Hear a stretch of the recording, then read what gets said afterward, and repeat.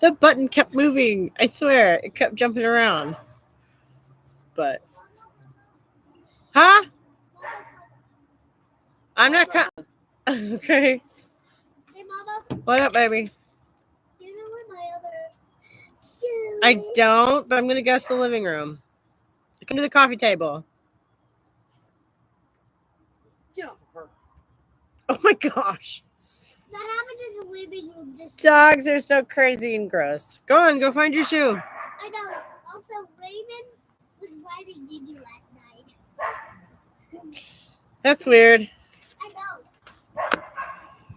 know. Hi everybody. I hope everybody's Wednesday is going well. The premiere went great. Thanks everybody for thanks so much to everybody who showed up and saw it live with me. I gotta tell you, that's the big event of my week a lot of times. What up, Scott? I was watching more of Ant-Man Quantumania, and now I'm watching your live stream. Oh, that's an Ant-Man movie. Okay.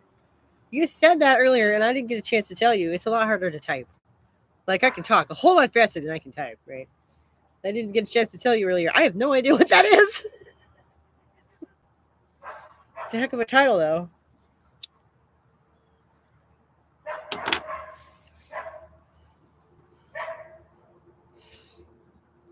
So what's new with you this week? I had a breakthrough with my book. I think that was this week. I think that was since last week. I'm pretty sure it was. And it was just a structural thing. So, like, the plot has not changed at all. Yeah, it's one of the Marvel movies. Right, yeah, Ant-Man. Gotcha. Hey! The dogs are fighting. What up, Philological? How you doing? Inquiring minds want to know if Lady Ballers is as bad as has been rumored. Looks overcast where you are. A little bit. Not so much. What you're looking at behind me is what's rolled over us already, and there's some spots of blue coming up. It's bad. Apparently, Lady Ballers is pretty bad. That's what I heard. Yeah. I mean, it's really not gay. They're just trying to put it in a movie, but all of the acting is, I don't know. But also, the live stream seems to be still doing the thing for me where it's buffering all the time. I don't know why. That sucks. What happened was the law 2-3 times. Has happened the last 2 or 3 times I tried to join. I wonder if that has anything to do with being out on the patio. It says my connection is fine. I don't know. That sucks. I'm sorry. Anyways, if we finish the movie before the live stream ends, I'll pop on and I'll give you all my final thoughts. Please do. Have a good week. And I always love your thoughts on the videos too. Please go watch my video. It touches on Dylan Mulvaney's silly song a little bit, but mainly, I'm not actually that interested in him. I don't know.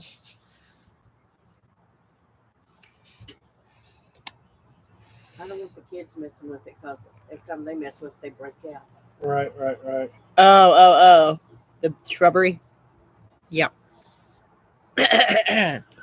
We can go to... 'Tis the season to trim back bushes. Mm-hmm. After I get Prune things. I showed you guys my tree last week. I'm so proud of my apple tree. I'm drinking the ooze. Oh, God. I asked them to work on tree today. They're like, Is that an old Ninja Turtle reference? Because if so, I get it. No, this isn't just a coffee mug that I got at Aldi.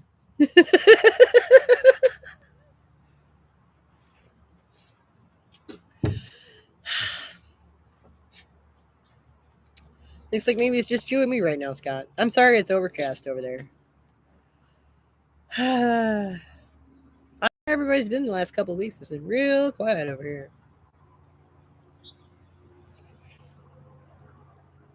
But we're just chugging along, That's what Ant-Man had to drink when he was in the quantum realm. Oh, yeah, I don't know anything about that. Obviously, because I didn't even know the title of that film. March is going out like a lion this year.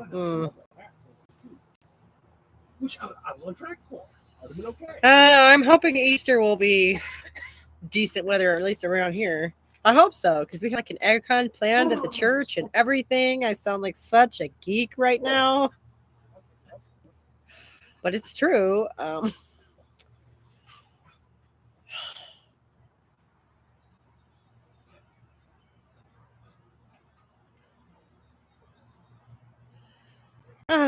It's just a beautiful day. And y'all, please forgive me. I'm a little distractible because I'm so crampy. So crampy. I'm not distracting you, baby. Yeah. Well, yeah, I mean, your hot beefcake over there is constant distraction. We've talked about this. Buzz. Um, we may have thunderstorms this afternoon. Ooh, I need to get a vacuum cleaner. those are fun too. To clean out like some net. Yeah, I thought about that a couple times. I think I Sarah, never seen them. at one point, a couple years back. Oh shit, my knee.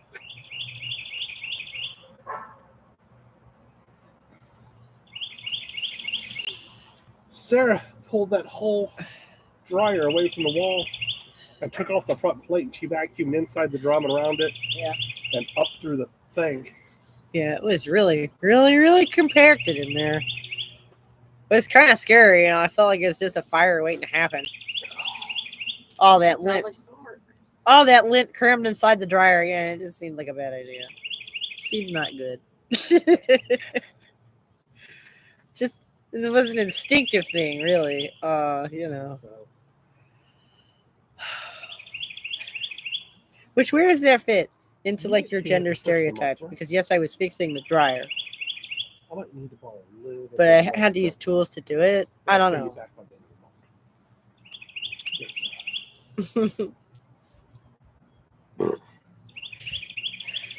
How much you need? What about you? Yeah, I'm just not really interested in Dylan Mulvaney as like a person. He's really shallow. And ready to glare. Her name is Julia. I'm gonna call her Julia because it's so much more. Like, I don't know what she's ready to glare about, but she does, you know, internet commentary, kind of niche stuff usually.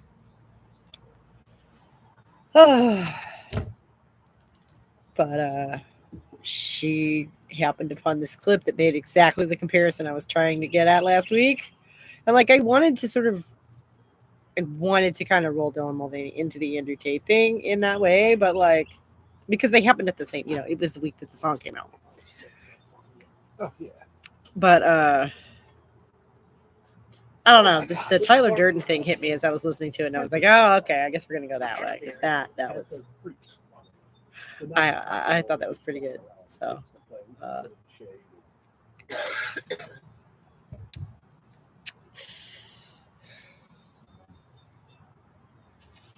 yesterday, she's like, hey, somebody noticed that you only took a calls last week.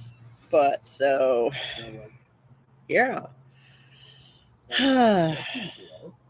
Thank you for interrupting your Ant-Man movie to sit here and talk about nothing with me. I don't really. It's hard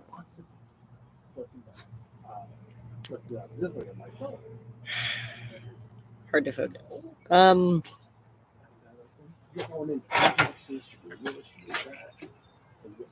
don't know. My web developer really liked last week's video, which I was like, oh, okay, cool. Like he liked it so much, we sat and watched the whole thing in the in our meeting. Wow, 28 views and 5 comments. Holy cow! Oh, a couple of them are philological. What happened to Julia? I hope she looks rough. I hope she's okay. Oh, see, that was why I left in her little intro at the beginning. I like to let them introduce themselves, you know. I left in her little intro in case it isn't obvious I'm supposed to look like shit. I'm cosplaying as Jesse Pinkman. Like, yeah, like she does. She looks like hell in that video, and I felt kind of bad for using it because of that. But like, I'm not the one who got in front of a camera dressed like Jesse Pinkman. So, I went ahead and left her a little explanation. That was as much as explanation as we got, as I recall. Like, she does not explain why she was dressed up like Jesse Pinkman. But that was the explanation to that. I left that in, you know, at the beginning. But, you know, it's easy to miss details, you know. It's a fun movie to watch. He falls into the quantum realm, sees whole new forms of life, and meets quantum people. Here's how many calls I took. Wow, that sounds like a bit of a trip. For sure. Horse feeding trough, though, right? You can really see. I know. Oh, you see the work I'm putting in. That's awesome. So Philological already left me some comments. That's awesome. The horse feeding trough. Yeah, right. Adopt me.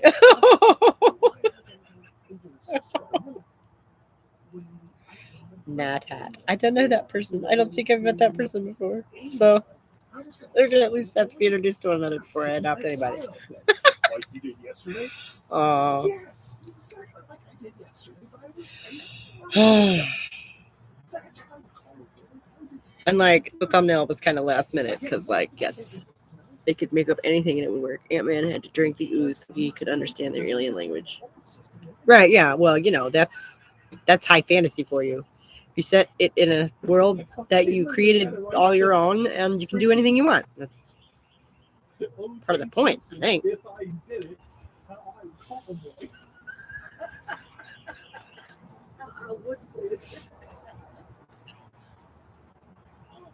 I'm not saying I did it. What if I did it? Here's how it would. Our graph actually looks pretty good.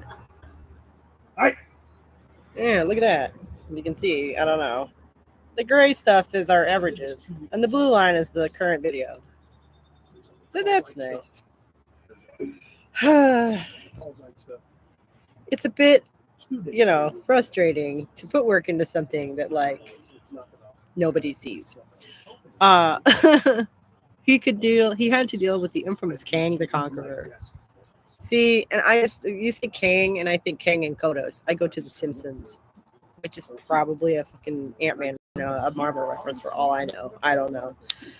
But yeah, the last two videos really, didn't get picked up by the algorithm, and I guess if we actually manage to get a payout from this, I'm going to sink it right back in to, I don't know, advertising. How do you do that? How do you pay the algorithm for plays? Like, I don't even know how to do that. I know you can. I don't know how you do that.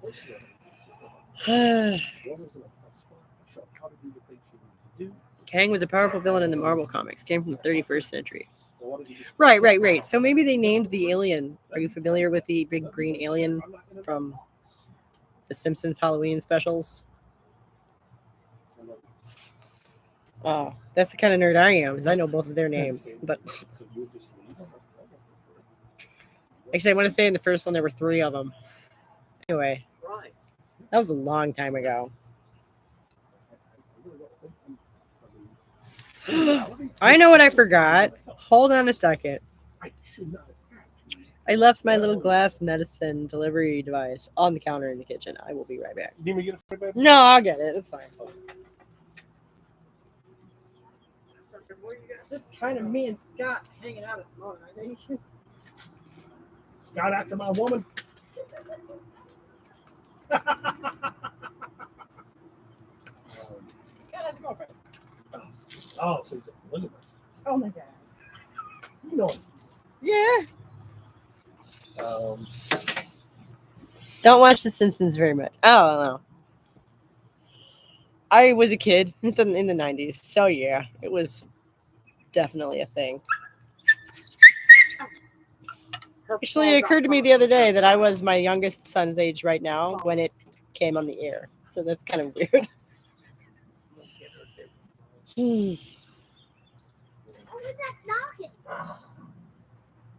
Ginger got her foot stuck. In the original Star Trek, Are your the shoes captain on? of the Klingon ship that was destroyed was named Is your Kang. brother dressed? You guys waiting on It- me? Could be a reference to that. All right, get 3 leashes. 3? Oh my god. What? Get 3 leashes. We need 1 for Ika, 1 for Ginger, and 1 for Raven. You're just setting up an adventure for yourself, huh? Well, everybody needs to know how to do it. True. I'm not saying anything against it. I'm just saying you're setting an adventure up for yourself. Anyways,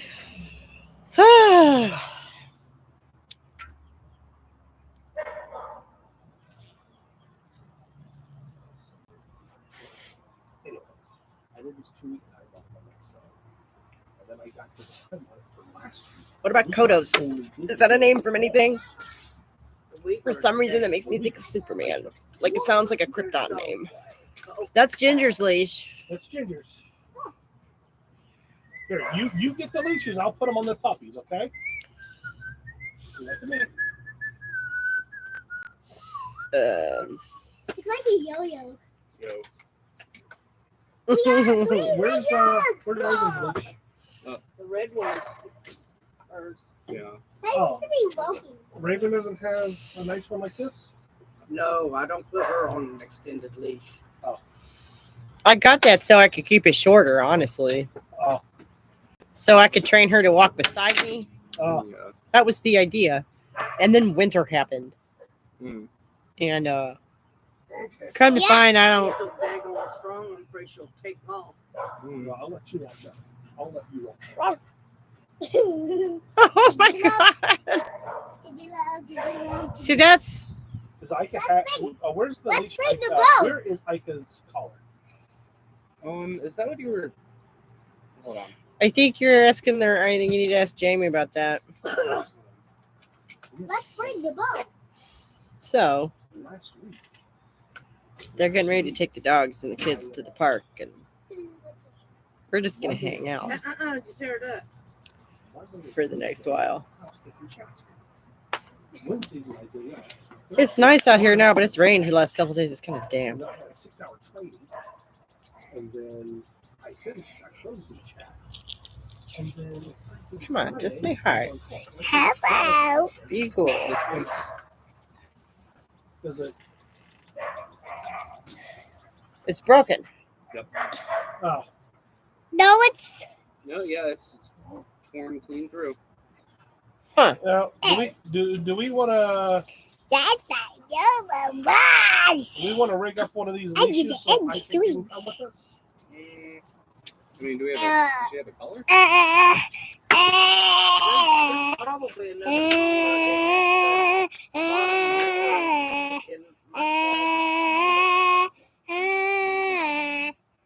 All right, crazy guy. Why is Santa Pete watching us? I don't know. You're the one. That's your book. Why don't you go get it out of the window? It's not a good spot for it anyway. I put it there because 2 nights ago, the tree was. Oh. Yeah, see where it almost touches? When the wind blows, it taps against it, I think. And it's right over your window, which is why you hear it and nobody else does. Yeah. Something here. That's my theory.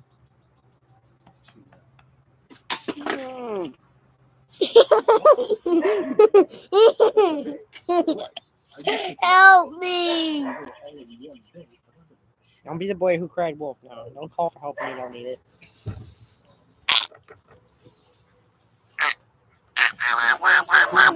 Here's my time off, so you can See what I have to deal with.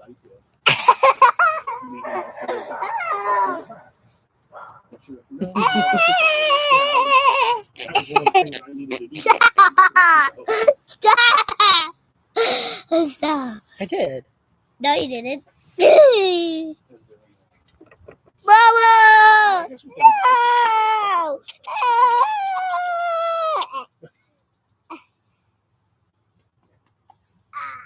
You can't find these Ika here? No? Poor little thing isn't causing any trouble. Right. at her age. She Where is that? Right there. Where Come on. is me? Let me go put on the clock. Me is here. Yes. We are All here. harness. Yes. You Oh my god, how adorable. Tiny little What? pink leash. you are somewhere in the world. Take the big ones. Like, y'all gonna have to ride in the car, and poor Ika's gonna get trampled. Bitter, but Was that Harris's? uh-huh. Come on, girl. It's gonna be good for your daddy. No, we'll just take You're not the coming. Maybe I have to do this. Why can't I do the live stream? But thank you for looking. Take a chain off. Random people. That's no. Well, that's part of it. Like, I don't have permission to film every random person at the park. So we should might want to take the chain off. live to the internet. She'll hardly get it over her head. Hey, come on, stop it. Don't be gross. Stop being gross. Stop it. Hey, Owen, hand me this red leash. Duty calls. Hand me the other one. So, Come here, girl. I hope everybody is enjoying watching the crazy randomness around here. Raven. I don't know. I guess this really isn't so bad. Crazy, crazy, crazy, crazy. Oh, and honey. I coming. Come here, girl. I meant to come in that way. That way. Well, No. it's like it's reversed. See, watch. I know. Isn't that weird? I You don't get to know. play with my phone. My phone is not a toy for you. You know that. Definitely not a toy for you. None of that stuff. None of my stuff is toys Owen? for you. You have plenty of toys. Like what? Owen, Yeah. where's the big leash Daddy dropped? Go on, go over there and help your dad. Andrew.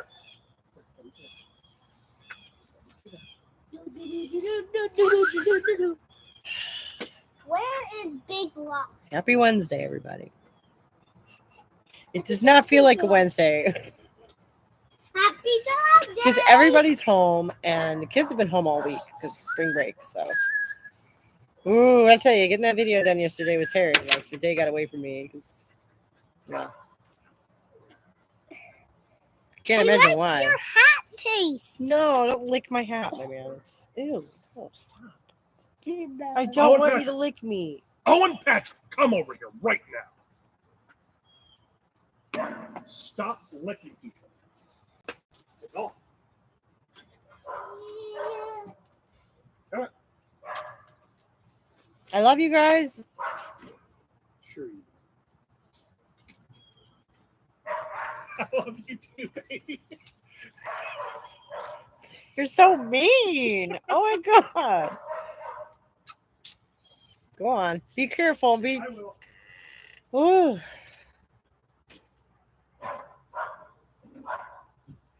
I swear. I don't know what I deserve. Did it deserve this treatment? And my hat is crooked and I can't straighten it because I can't decide which way is which. Like, there we go. Okay. Because it is, it's, you see the inverse of what I'm actually, I don't know. So happy Wednesday, everybody. Yeah, getting the video done this week was a bit hairy. Yesterday, the day got away from me because the kids have been home all week, spring break and all that. And like poor Julia, like somebody's already commented, wow, how, is she okay? She looks like hell. And like I did leave in her little explanation at the beginning of, yes, I know, in case it isn't obvious, I'm supposed to look like shit because I'm cosplaying Jesse Pinkman. I don't believe she said why she was cosplaying Jesse Pinkman. But, I did think that was important to not just put her out there looking like that without any, without allowing her to defend herself, basically.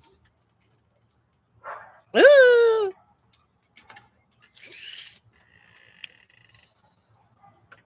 Oh my gosh.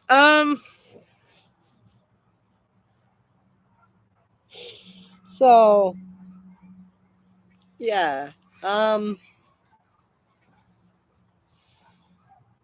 But she did. She found a clip, of, and Jack made a good point, after watching it, that, I could have gone harder on Brittany Dawn. I'm not scared of, like, she's, like, even less interesting to me than Dylan Mulvaney. I don't know. She's just an example of somebody who has, but he's like, how easy it was for her to rebrand herself, from one sort of scam artist to another, from, like, the fitness self-improvement sphere to, like, the conservative Christian sphere, because conservative Christians apparently are just super ripe for conning. I don't know.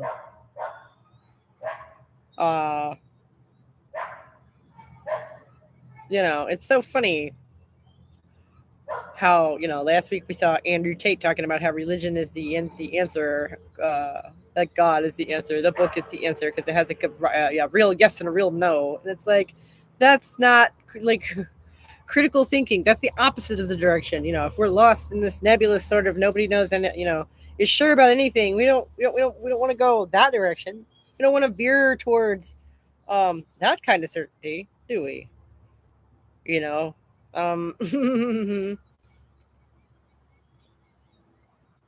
Doggone it! I was driving at something. I'm so distractible today. I am.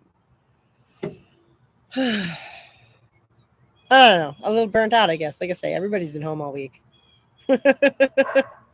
How's everybody else's Wednesday going, you guys? What's up in your neck of the woods? The sun came out. See, I told you it would, and then it's gonna go away again in a minute.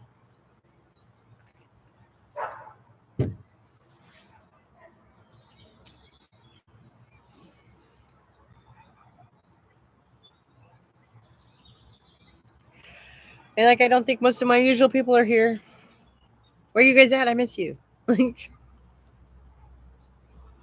Oh, even Susie's not here. Mary and sometimes Ella stops by, and Critical Kitty used to be here a lot, and I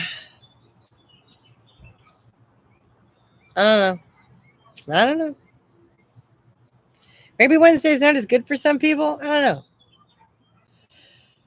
I'm just kind of hanging out doing my thing. Like I say, we're getting ready to put to pump some money into it. Don't be fooled. Don't be fooled. I'm sitting over here, stewing my little stuff in my little pot here, getting ready to kick it up. Okay, I'm back. My girlfriend called me downstairs to show me how she rearranged the garage and also showed me the granola she's making. Damn. Girlfriend's busy today. Oh, see? That's great.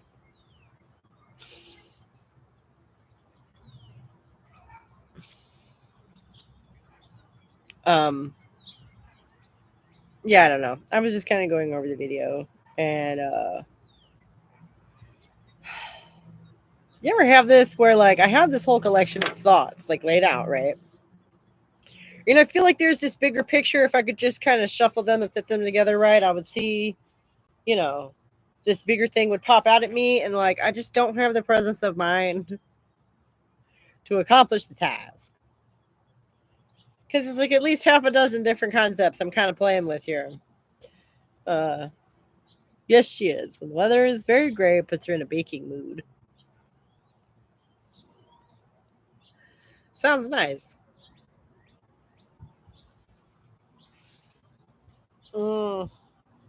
I think when the weather is very gray, it puts me in a burrowing mood, which is probably less pleasant to be around, I have to say. Oh, and I wish I had put a towel on the chair before I sat on it. Because, like I say, it rained the last couple of days. It's nice, but it's a little damp out here. And now so am I. Hey, Susie, what up? Sorry I'm late. Was playing with cats outside. Oh, nice. It's adorable. Are they your cats or neighborhood cats or what? I guess down there you have outdoor cats all year, right? Because I know in the winter we had to bring ours inside. They're just kind of remembering that they can go outdoors.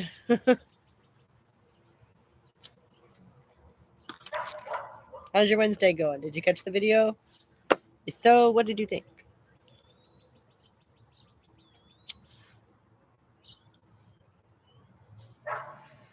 Oh, there comes that sunshine. Oh, that southern sun makes so much difference. You lose 10 degrees when it goes behind the cloud. No. Because it's so direct. Not that you would know anything about that, right, Susie? That's so great. We have all three. We're the three of us, you and me and Scott. Because Scott's all the way up here. I'm in the middle, and you're down there. We got this amazing spread. We gave our kitties some outdoor time on St. Patty's Day because it was warm and sunny enough. Right. I do think it's good for them. Mainly just because I knew this cat who was this cat was old enough to vote. And this cat was old enough to drink. This cat was almost old enough to rent a car. Okay, this cat was 22, 23 years old. and had been outdoors every day of her life in Cleveland, Ohio, in the snow, in the rain, everything. Yes, we're way more north than the Bahamas. Right. But I think I'm about equidistant between the two of you, approximately, which is sort of just amusing me right now. I don't know. Anyway, this cat's help was, got taken to the vet at about that age, and the doctor was like, "Wow, this is a healthy cat, like the most, a perfectly healthy cat." She was just old. So, it's also the genetic lottery, luck of the draw. But I think we all need to be, get outside and move every day. I think maybe, I dare say, I know I do. So perhaps I'm projecting myself onto this cat. I don't know, but like, that's what part of what drives me crazy about the winter is you're just kind of stuck inside, or stuck wearing, carrying 10 pounds at least of heavy clothing with you, and like, I don't know. I'm one of those people who's kind of like, winter kind of sucks, but I know that not everyone feels that way. When I flew back from Trinidad and Tobago back in 1986, I had a good view of Andros Island on the way to Miami. That's in the Bahamas, one presumes.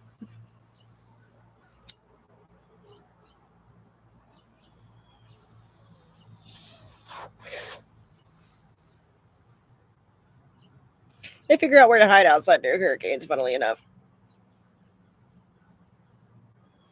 Going there, I had a good view of the Bahamas. Oh, right on. I've never been. I've never been off the continent. So, sad. I guess one of the big goals of the next few years is to fix that. Andros is biggest island. Most swampy, but huge. Probably so easy to spot from the air, probably, too. Yeah, as I say, I have to go to England. Oh, and I had a breakthrough with the book this week, which is great because it's a structural thing that does not change the plot at all. Like, I moved the end of book 2 forward. Okay. So, like, literally just this, so the second, and so, it's all one big story with 3 installments, and now so the second one is going to end later. But that doesn't change. The plot changes not at all.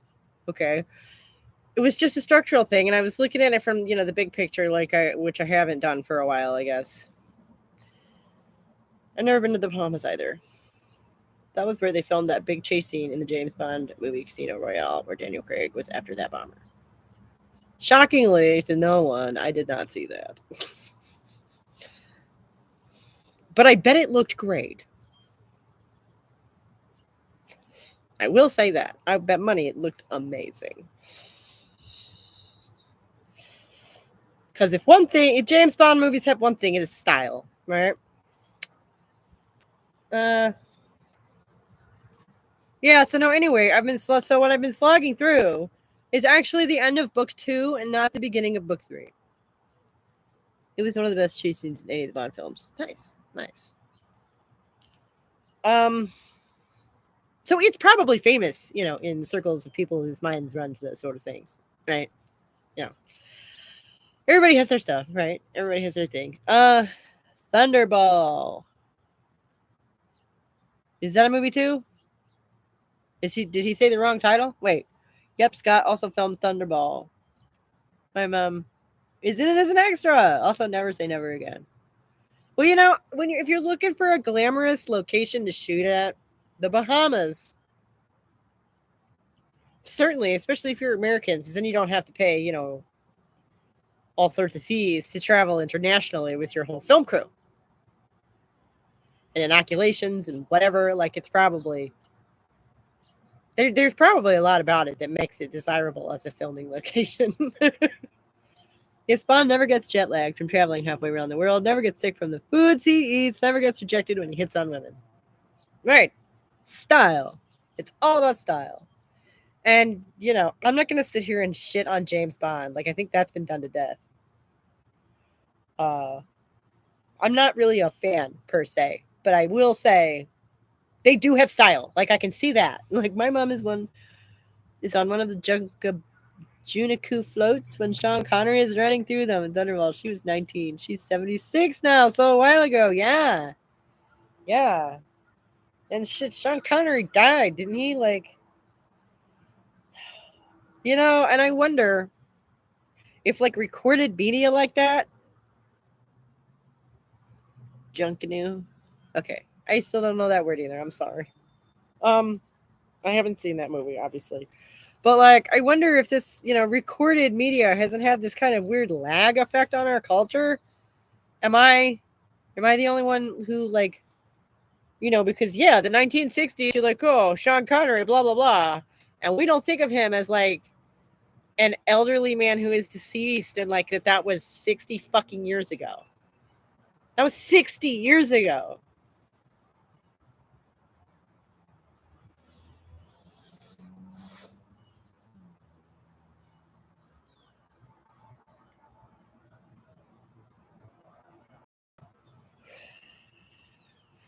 Right on. Getting the spelling right, I completely understand. Absolutely. But yeah, I don't know. I submit that 60 years before that, 1900 feels longer ago. From Russia with Love came out 60 years ago. Right. Well, 60 years ago would have been 1964. Right. Which, to the telling of modern history sometimes feels like the beginning of time. The Beatles were on the Ed Sullivan Show, and everything happened after that, right? I've seen many a retelling of modern popular culture that begins that way. Of course, I was, a bit of a Beatles fan growing up. That might be part of it, but like, really, does 1964, does the early 60s, the Kennedy assassination, the Cuban Missile Crisis, all that stuff, does that feel as long ago as 1904? Like, and I feel like 1904 subjectively feels like a lot longer ago. And a lot of these people, like Nixon, Kennedy, like these people are still, Marilyn Monroe. We were just talking about how Dylan Mulvaney is getting paid to cosplay as, shit, the little brunette one. Oh no. I'm so embarrassed. I can't think of her name. Breakfast at Tiffany's. You guys help me. Anyway, these are all icons from that period. And I've wondered about this before. Audrey Hepburn. Thank you. That's who I was thinking of. I could not think of her name. Oh my gosh. Yeah. But see, again, Audrey Hepburn was an icon in the 50s and 60s, right? 60 and 70 years ago. I'm feeling old lately, realizing bands like Nirvana are like the Beatles or Led Zeppelin to kids in their 20s today, except no, they're not. And that's what I'm getting at. The 90s does not feel as long ago as it should. And quite frankly, it doesn't sound as long ago as it should either. Like, I just wonder if having, like, to us, not to them.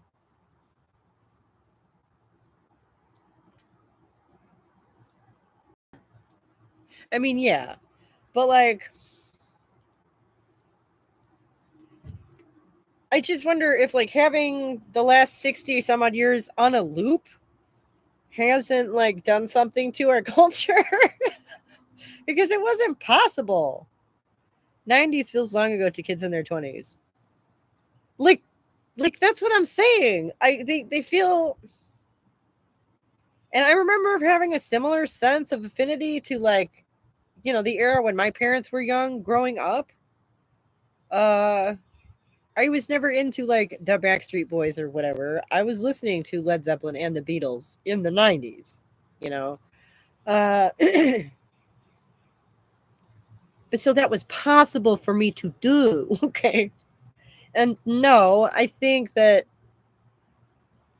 there's some level of fascination. Like my one kid, every story he writes is set in 1997.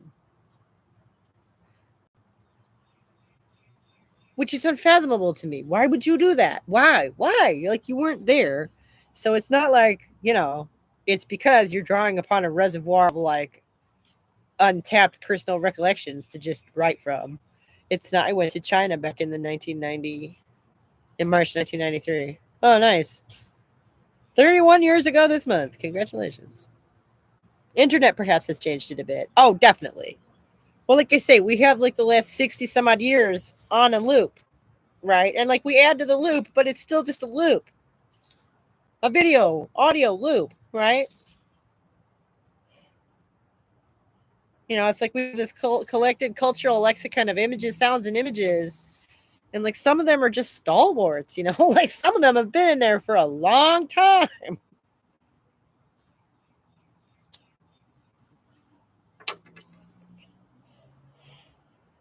And we know that, like, I don't know. It hit me for some reason that Ayn Rand died the year before I was born. Like, we did not even ever exist on this planet at the same time. But it does not matter because, boy, howdy, has she affected my life. Right? Okay. I don't know. It's interesting to me. And, like, obviously, I realized that she was dead because her birthday was 100 years ago. But, like, no, more. Because we're stuck in a time loop. Like, yeah. But I wonder, like, why and how, And the older I get, the more bizarre it feels, And, like, people, I'm not the only one who gets this sense of, like, reality is almost not sort of real in this weird way anymore. Like, people are questioning weird things. Like, wait. And, like, fixating on weird things. Like, wait, that peanut butter logo used to be different. I swear to God it used to be different. And this is the hill I'm going to plant my flag on where I am going to die. It's like, why is that? What? All these series about parallel universes and stuff, like this can't be the real reality. That's a weird way for people to feel. And right, Ayn Rand died the year before I was born. That's what I'm saying. But it does not matter because she has affected my life significantly nonetheless. We never existed on the planet at the same time. In March of 1982, I didn't even exist as a germ in my mother's womb, okay? Like that.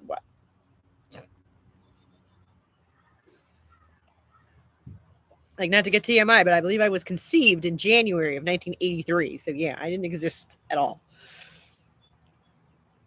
Yes, that's become really big in the MCU movies. It's become really big in a lot of places. It's just sort of a way of thinking of things that seems to have, be very common. This sort of shifting universes or parallel universes, explanation for a lot of just weird quirks of reality. For example, a friend of mine's 19-year-old daughter is playing Nirvana music on her ukulele, similar to playing Led Zeppelin. Yeah, okay. Okay. I guess in that way, it's nice, It's nice, when things last in that way. It's just, I wonder about why which things last, if that makes any sense. Like, why in the world is anyone still worried about the Kennedy assassination 60 plus years on? And yet, there's so many more interesting things, actual conspiracies that have actually gone on that are like not common knowledge from the same period, mind you. Okay. They introduced this concept in the original Star Wars and Star Trek. In Mirror Mirror and in the Tholian Web. Right. Look, I'm not saying parallel universes has been pretty much a staple in science fiction for a long time. And it makes sense, okay? Because it's science fiction. But I don't know, maybe you don't want to write in the future. Maybe you just want to write sci-fi, but not in the future. Whatever, I don't know.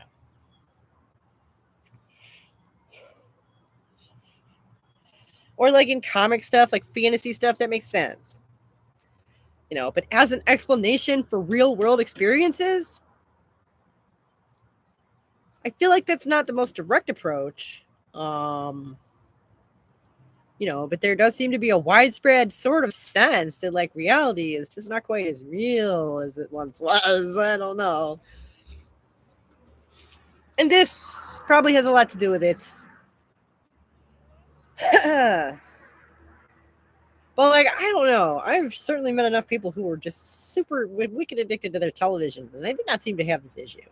Real life has become a more compelling sci-fi than actual sci-fi lately. Yeah, yeah, no kidding.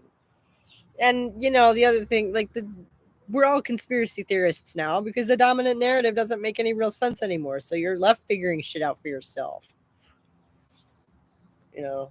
So the idea of making fun of, you know, just kind of disregarding conspiracy theorists as like a school of them, just like as a class, you know, is a lot harder to do these days. Some physicists seriously believe in the multiverse. Right.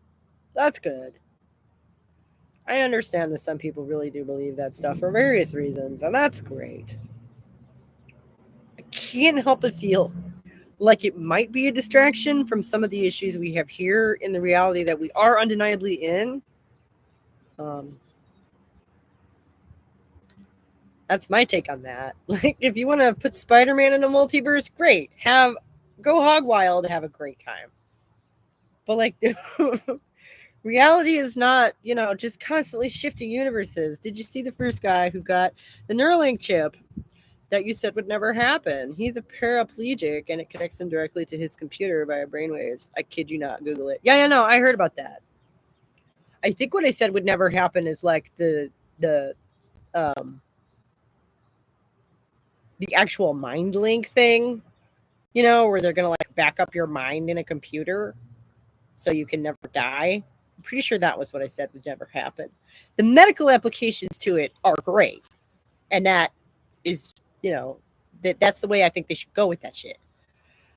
Yes, much of it's a distraction from the real issues that we need to deal with. Right? Yeah. And like some distractions are fun, and sometimes a distraction is useful because, you know, God knows we all need to relax. But then people tend to argue about, you know, stuff that really is not super important, you know, like really passionately. It's pretty great tech for the disabled. Yeah, right. There's amazing applications for that stuff. Now, what I was saying is they don't know how the brain works enough to back up your mind. You know, like I saw some footage of Elon Musk talking about how you could like access your memories as if you were, you know, searching for files in a computer. Which they don't know how to do that yet. And he's essentially talking about saving your consciousness to a computer. Which that I don't think is possible. Memory backup will never happen. So yeah, I think that's a pie in the sky pipe dream. I don't think that's ever going to happen. Back in 1990, a robotic scientist in Pennsylvania seriously proposed having our minds put into robot garden bushes. Well,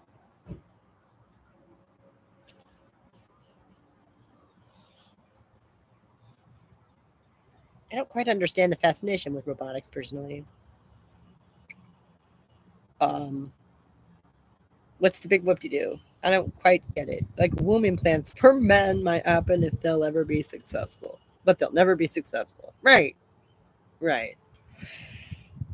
And again, it begs the question of like, why are we focusing on this or that? You know, why? And I don't mean to be like, what about? You know, like do whataboutism. I'm actually asking, what is the reason why we would focus on one thing and not another? Why on earth would we be trying to develop, say, artificial wombs for men when, like, the United States has a maternal survival rate that is frightening? Y'all want to jump on that train? Are you fucking serious? Why? Oh my god. When we don't have the reproductive health care that we need in this country, so we have a black market that's developing for abortion pills. Okay. Y'all want to hop on that train? Are you fucking serious? Like at this point, that looks like a joke. Yes, if we ever tried to enable men to become pregnant and birth babies, they'd be dead. Yeah. Because men's peen feels are the most important thing ever. But what I'm saying is, like, this has become a snake eating its own tail, okay? On the one hand, we're oppressing women anew. And on the other hand, we have a bunch of men who want to become women. And, like, I see these two things crashing into one another.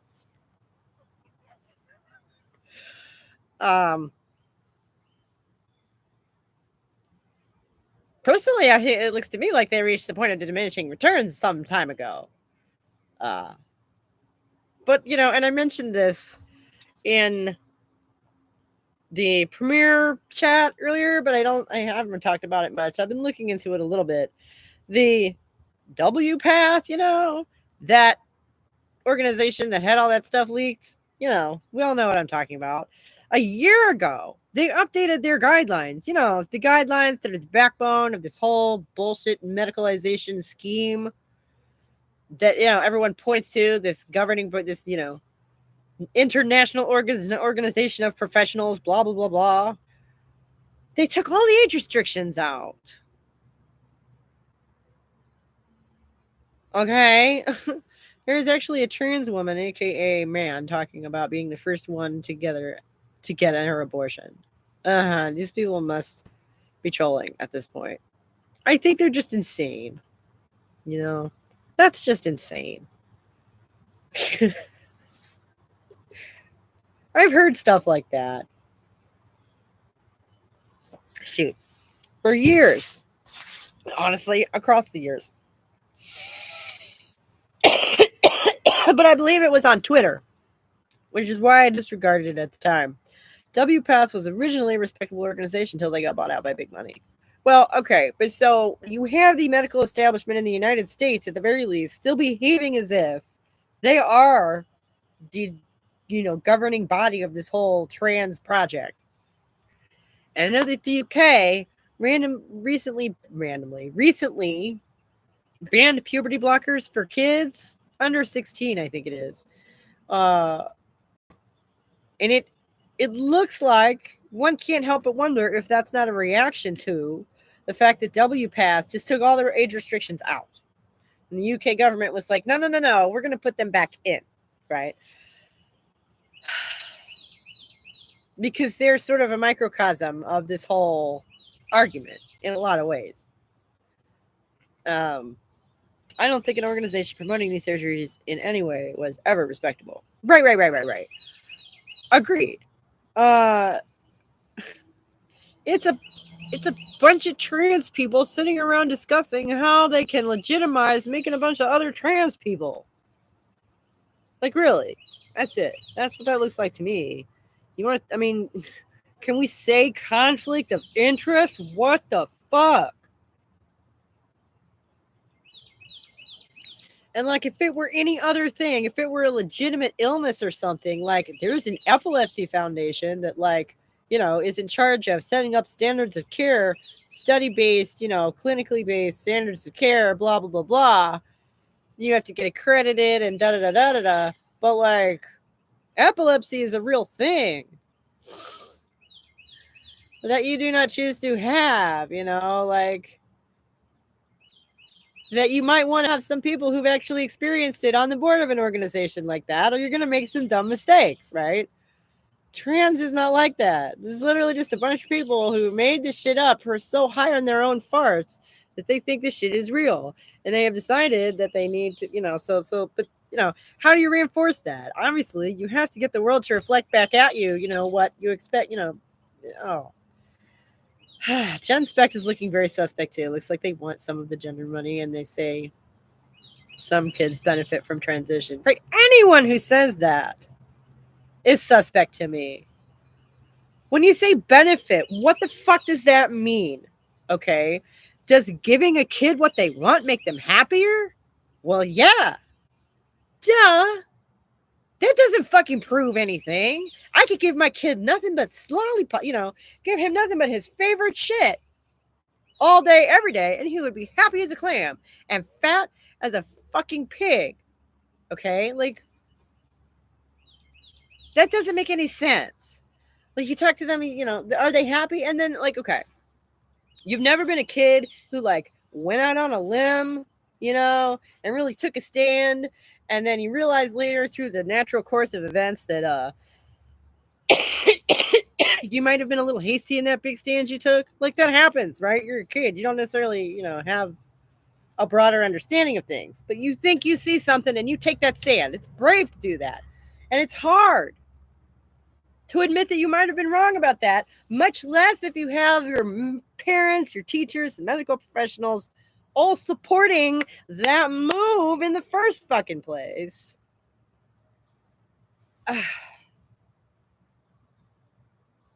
So you're going to second guessing yourself. You're not allowed to have that natural evolution through youth.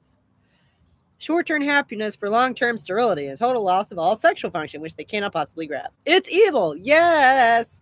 That was what struck me the first time I heard about this. I'm like, wait a minute, transing kids? Like, kids cannot make decisions about their sexuality. They do not have it yet. What? I thought it was so just absolutely preposterous because, like, we were all kids at one point. Everyone has some kind of a recollection of being prepubescent. It's like I like to say it's like a software upgrade that you have not had yet. You cannot imagine, things like sexual desire when you're 8, one hopes. Generally speaking, like that's just not a part of the way that they think. It's not in there yet. They can't make decisions. Oh, to say nothing of parenthood and fertility, which is, even a later development that you don't even really grasp until you're in your 20s, usually at least. And it's just the kind of thing where it seems so backwards and bonkers, and like everyone should know better. Everybody should know better. Kids aren't allowed to get tattoos. Why in the fuck are they allowed to get puberty blockers? What? And it's so strange because on the one hand, you have people who are like, don't even inoculate my kids. Get away from me. And then on the other hand, they're like, oh, no, yeah, totally. Do surgery on them. Please. It'll make them happy. Like, what are we doing? My generation, I swear. Easily half shitheads. It makes me so sad. I went to middle school with these people and I thought, we'll all grow up one day. I'm just not sure all of us did. I don't know. I can't fathom the parents that would do this to their kids. It seems like hatred. It's something. Generically, I would guess narcissism. Okay. If you see your kid as an extension of yourself, they're like a fancy accessory, basically. So if you get this idea in your head that somehow, being trans is fancy and new and some kind of positive thing that you want to support, you're going to start looking for it in your kid. And because it wouldn't be, I don't know. Sometimes it is them. I guess it depends on the shape the fixation takes. I wouldn't want to believe that happened. But, and this is another thing about recorded media. There is no rumor. It's not a rumor. We've all seen. There are hours and hours of footage out there of parents doing these things. Proudly parading themselves, doing these things to their kids.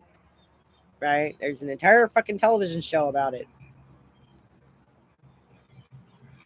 So, it's not one of those things I can just sit back and be like, oh my God, like, that has to be rare. That's so awful and crazy. Like, there's no way that's really a thing. And quite frankly, if you've never done the research, if you haven't really looked into it, if you've managed to avoid all that stuff, I can see why maybe people don't want to believe it. It feels insane. It feels absolutely insane. Is that a little barn house? That's our shed. Yeah. It's full of stuff, You want to see? I mean, we might as well. I don't know. I might lose the connection to the Wi-Fi if I go over there. This is all a symptom that we're in a sexually confused, sexually neurotic, and sexually illiterate society. We're a full-blown sexual disaster area and have been one for decades now. That's right, a shed, huh? You're right, yeah. And that behind me is actually a house. It's down a steep hill. Just on the other side of the fence, the hill goes.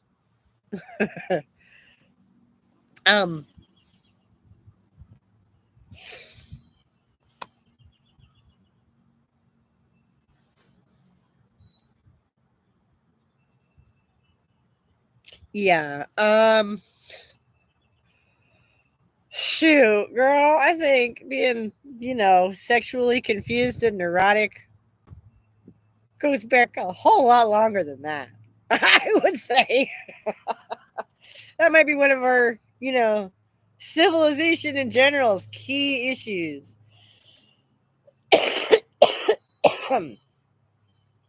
Is we're also sexually confused and neurotic. I right down to the bone. I think that one goes right down to the bone. Really, was thinking it was a dollhouse for your daughter. Oh, that would be so cute. But our daughter is 18.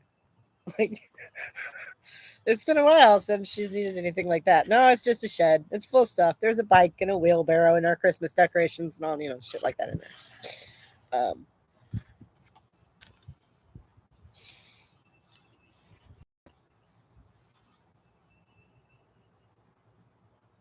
I think the feminist movement has been partly trying to get a grip on that. And I think we've lost sight of that because, well, who the hell wants to talk about men? But if you're going to talk about, like, that's the whole issue. Like, our poor relationship with the opposite sex is the reason the fucking movement was necessary in the first place. Women are not the ones oppressing ourselves. Like, women are not the ones who decided that we just, wanted to make babies all the time. That is the whole point. The puritanical roots of America definitely play a part in trans being so fervently taken up there. Looks like you would want to see. Looks like what you would see in Western Oregon. Oh, the shed? Yeah. In Western Oregon, it would probably actually be a barn. It's like a mini barn. Like, I don't know if you can tell how big it isn't from over there. I'll go stand next to it in a minute, and then you'll see how big it isn't. I think as far as the puritanical roots, is that just because of, the reactionary tendencies that come along with that of like something is either right or wrong, and if something is right, then you better go all in on it, right? Because you wouldn't want to be seen as, passively tainted by the bad. You wouldn't want to be seen as, wishy-washy. Reminds me of Coos County, Oregon. That's funny. I guess it looks so cool to me because we don't really have barn houses or sheds down here. Right? Yeah, I guess. Why is that? Something to do with the geography, perhaps? The ground? Is it soft? Something like, I don't know. You tell me.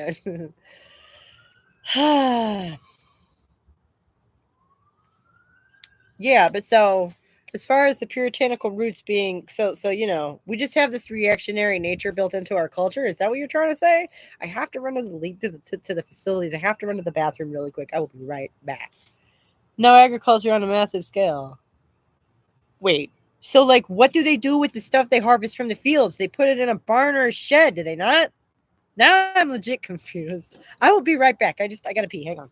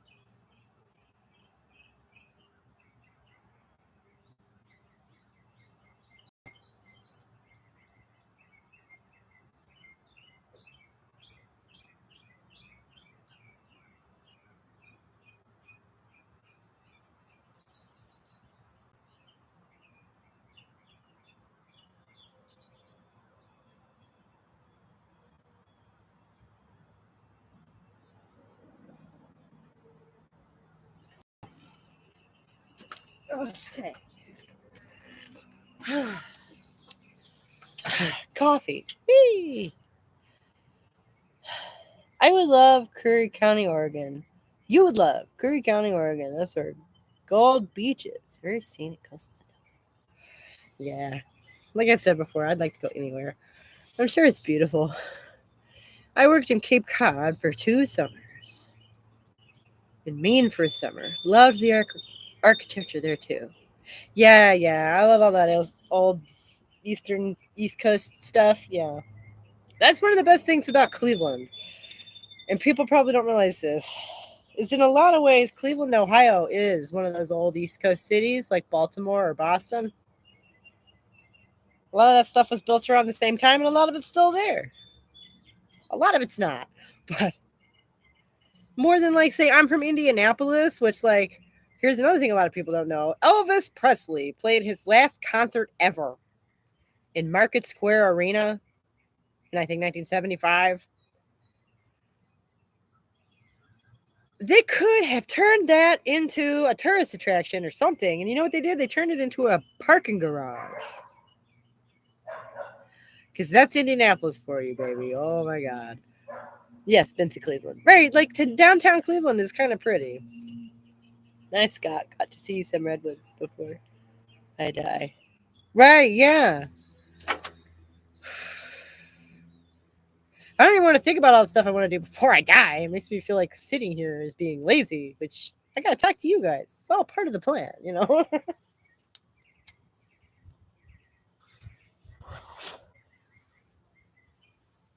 Head to Redwood National Park just south of Crescent City, or Moore Woods, or in Marion County. Bitchin'.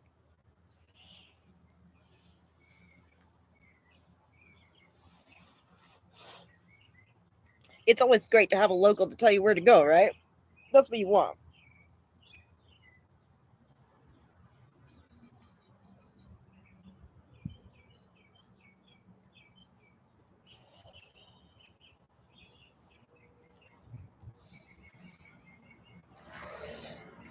But I gotta tell you, we don't have a whole lot of like ocean coastline here, but we are spoiled for mountains and lakes and trees. In East Tennessee, am I? Yes. I'm home alone. They all went to the park. They even took the dogs with them. So why not? It's Marin County. I'm sorry, did I say Marin? There's a little girl who goes to our church whose name is Marin. She's in the class next to my son at school, too. So I see her a lot.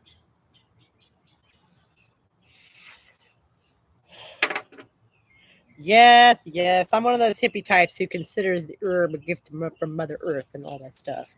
So on a beautiful day like today, shoot, yeah.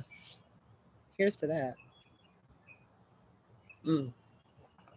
So on that note, let's do something silly. I'll go stand over by the shed and show you how big it's not, okay?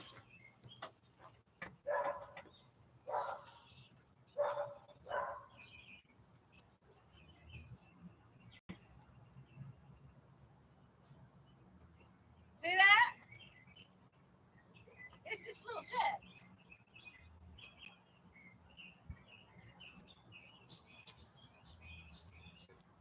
Whew. Nice to stretch my legs. I have to go for a walk when I'm done with this. Yes, Washington State has lots of mountains, trees, and lakes too, and we have lots of ocean coastline. Long Beach and ocean shores, you have real beaches. I look so tall. I should have my picture taken next to it, huh? I literally could live in that shed if it could survive a hurricane, which it would not. It would not. It is not designed to do that, but again, we don't really have those here because there's a whole mountain range, the Appalachians, you may have heard of them, between us and the ocean. So also it is not insulated and does not have any electricity. It's just a shed. It looks cute though, doesn't it? It does. Yeah. But yeah, I guess it's about the size of one of those tiny homes. I don't know. I haven't looked into those.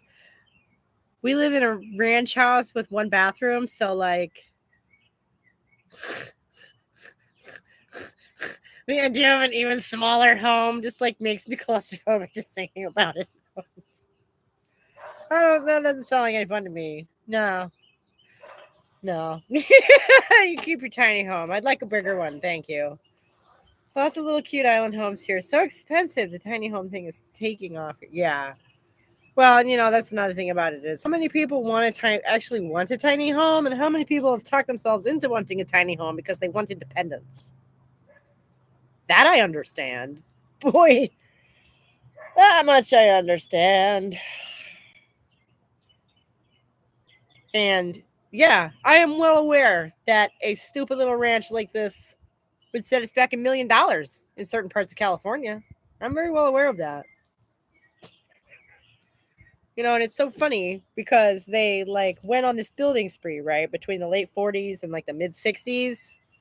Like almost everything I've ever lived in was built during that period. And all these suburbs pop up right over that like 20-year period. You will own nothing and be happy and eat bugs. Shouldn't it be, not to like criticize or anything, but like if you were going to make a slogan, it should be, you will own nothing and eat bugs and be happy about it. Yes, Marin County is expensive. You're right. And it's just a suburb like any other suburb, as far as I know. They might be kept up a little better, but those are just mid-century ranch homes like any of the rest of them. Are you freaking serious? Who is calling me? I have to answer the phone. Excuse me. It is the middle of a weekday, I suppose. Hello?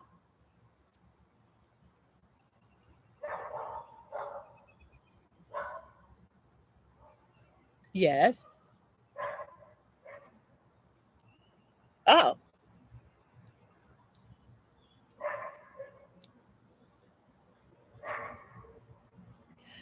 Yes, that's right. He did mention it to me. Now's not the best time, actually. Can you get me back in a couple hours, maybe?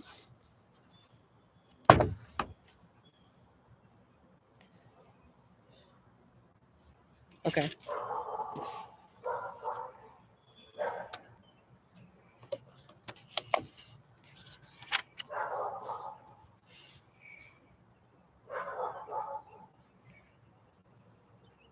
Today or tomorrow? Oh, yeah, that's great. Uh-huh.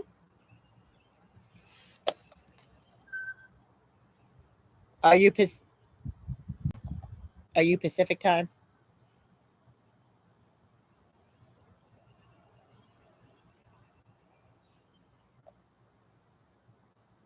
Right. No, that's fine. I'm just like, I know Pacific time. I have a couple friends who live out there, so like I deal with that all the time. Yeah, it's 3 hours. Okay. So yeah, I'll be done now. Yeah, I'll be done with this by then.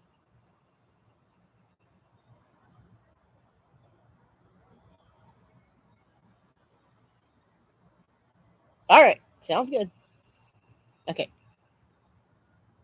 Okay, good. I'll talk to you then. Bye.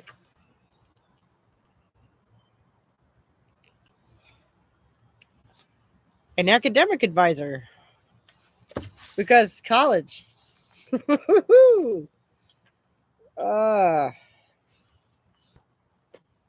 for me. Not for me. For the 18-year-old I mentioned. It's 10:15 a.m. there. Right. And he like was kept counting forward by 3, and I'm just like, and he was like double checking, like he was asking himself if it was 3 or whatever, and I was just gonna be like, what time zone are you in? Because I'll tell you how many hours it is. I don't know. I've known several people who moved out west, so like it's just something I've dealt with for years. I don't know. It's not confusing to me. I don't know.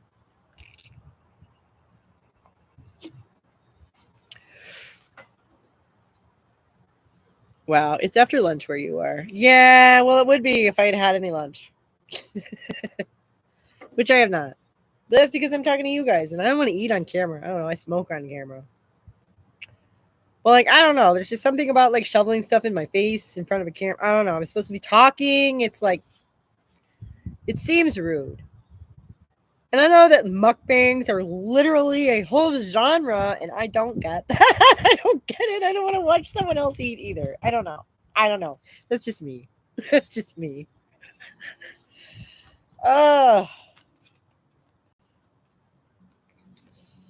but yeah, it's 1:17. It says on the thing.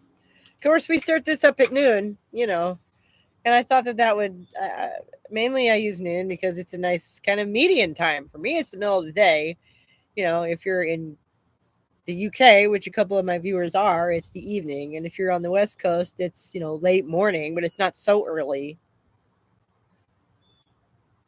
So, I think of it, it's kind of a, if you fall on either side of it, it's not such a big deal. Is my thinking. Like, Scott, dude, let me tell you, there have been days when, like, I'll just be kind of hanging out. Like, I'll be done at, like, 9:30 in the morning. Like, I took the boy to school. Breakfast is made and eaten. Like, I'm ready to go.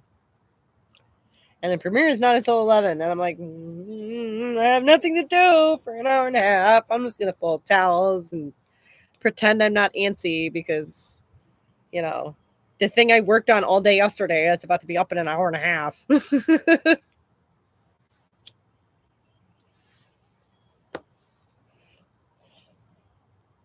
So what did you think of the video, Scott? What did you think of the video, Susie? Come on. Give me some feedback. Give me the delicious feedback. Come on. There's music in it now, if anyone noticed that. I put music in it last week, but I think it was so low, like nobody noticed. I'm experimenting,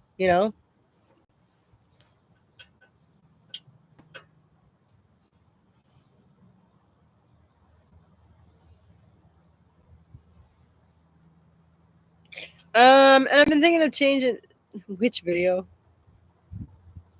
The one that premiered this morning on my channel, you goof.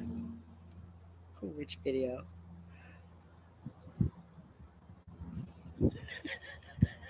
The one I spent all yesterday working on.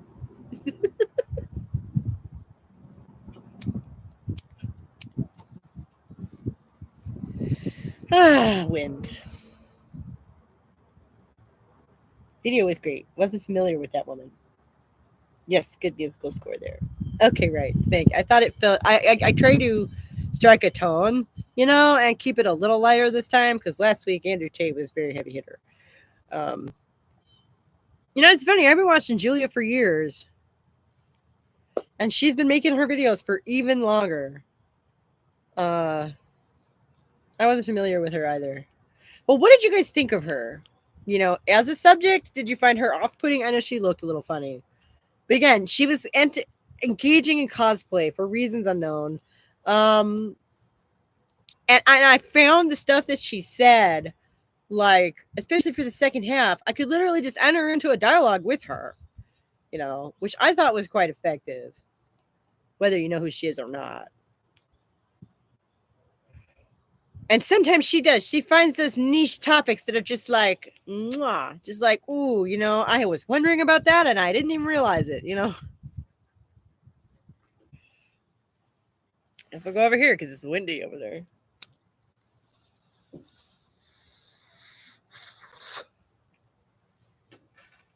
Her musing about how people don't want religion shoved down their throat, yet you can't think far enough to see we also don't want trans shoved down our throat. Right. And she kind of sounded to me like a lay person in that way, Like I say, she lives in LA. I think she's like barely 30. I think she's just sort of under the impression that this is how the world does work. She's not a TRA by any means, right? And I guess does not consider herself especially involved and just thinks that transphobia is bad as assumed, right? So I kind of took it that way. She takes it at face value, and I took that at face value. She's not a TRA. I'm not arguing with somebody who has a lot of skin in this game, and this is just her off-the-cuff thoughts. And I took it that way, Which is, again, the other reason I wanted to kind of keep the tone light, because I'm not there to shit on her either. I really try not to do that. We're not here to beat somebody up. That's not what I do.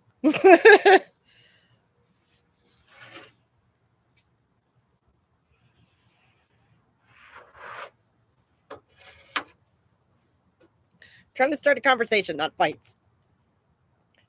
She obviously is still at a stage of thinking trans is exactly like gay. I thought that at the beginning myself. Right. She's just kind of accepted that that's part of how the world works. And that, denying that is just mean and rude. And that's why I said, but, you insisting that calling a man is rude is a bias of yours. Okay? You perceiving that as rude is inaccurate. That's not so, regardless if it's Brittany Dawn or me or anybody else. Which, Brittany Dawn is a piece of work. I do remember her from a few years ago, and I don't blame Julia for not recognizing her. But then she opens her mouth and you're like, oh, yeah, right. Oh, dear. Gay people don't require anyone else's participation to be gay. Aside from other gay people, right? Yeah, but my thing is that being gay does not require medical treatment of any kind. Does it? Right, except their partners. Right, other gay people. But, they count as gay people. So, right, I see what you're saying. You can't be gay in a vacuum. I mean, I guess you can. But, see, that's, I think, part of where the confusion lies. Is that being homosexual and being trans are both things that are, internal and only really exist materially when you act upon them. Right? You can be gay in your heart your whole life. And if you never have sex with anyone, does that matter? I mean, I don't know. I'm not. So I'm not trying to, shit on anyone's sexuality here. This is a hypothetical. This is a thought experiment. Okay.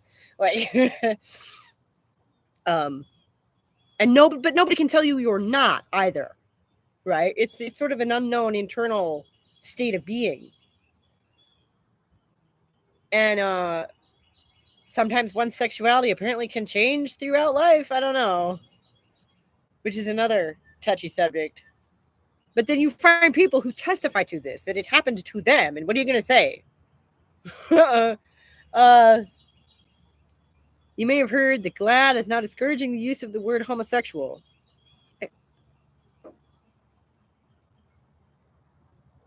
That is the medical term, the legit scientific term for it. Am I wrong? I honestly don't mind people who want to live in a fiction. Just don't make me participate in it. Right, but so by interacting with them, you are participating in it. By default. Whether you want to or not. Passively.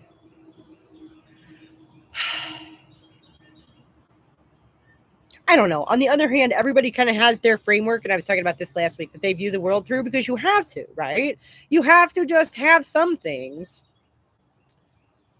be assumed and set them aside so you can get on with doing anything.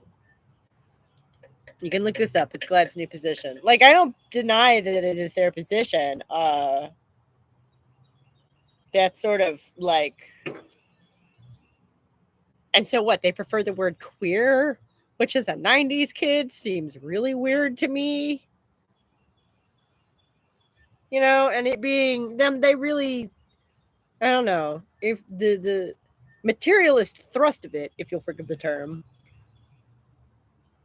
made a lot of sense to me, because again, being a homosexual, being gay, is a thing you do in the world. Okay? Which is why it's an issue at all.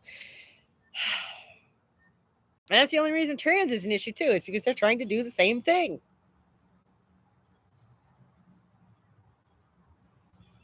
And again, until you act out your identity, it's difficult for anybody to tell you what it is or isn't, I suppose.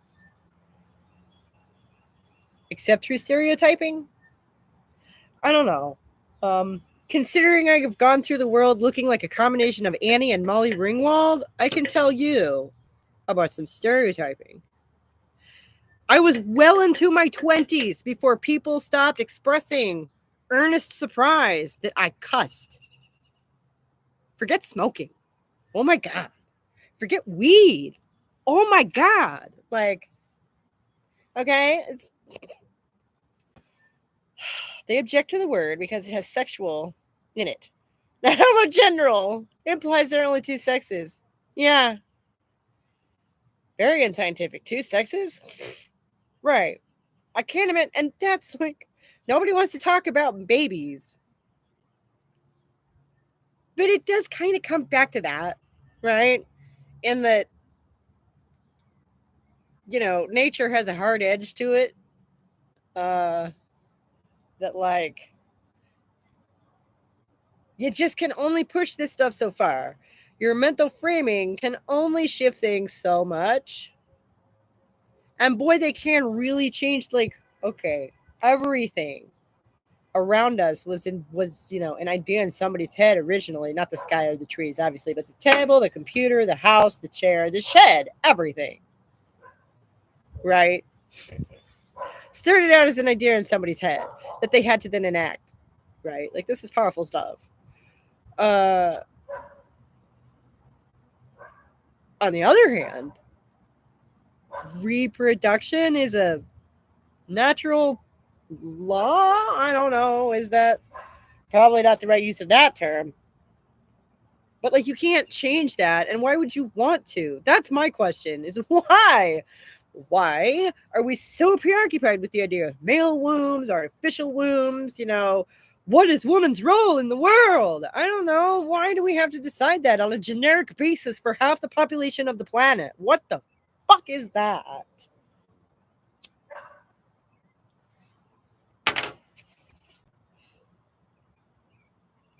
They believe we construct a reality with language and therefore can change with different language. Like, to an extent, yes. But and that's why I don't even debate some things, because, like, I do not feel a need to defend this hard line to which I'm referring, right? Because it exists independently of me, you, them, anybody's opinions or ideas or, words. Okay.